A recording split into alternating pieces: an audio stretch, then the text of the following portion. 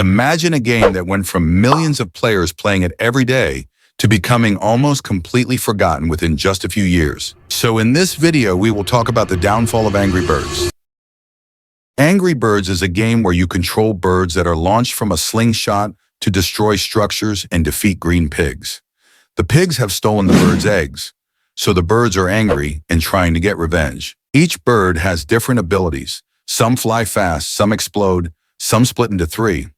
Your goal is to knock down the pigs' buildings and defeat all the pigs using as few birds as possible. It's a mix of strategy, timing, and physics. This massive success was fueled by its fun gameplay, wide availability, and a free-to-play model that drew in millions.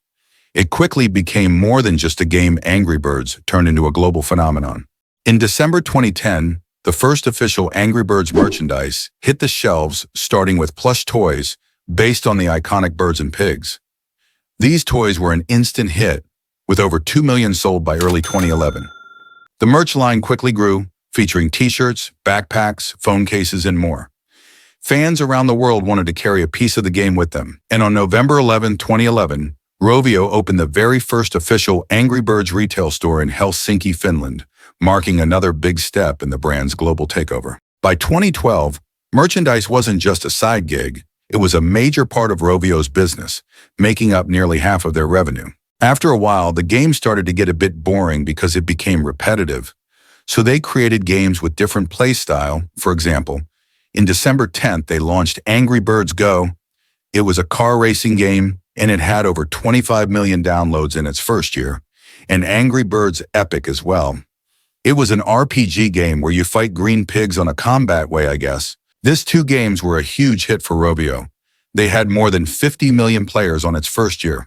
And after a while, their merch sales starts getting down, so they decide to make a huge investment on their own movie.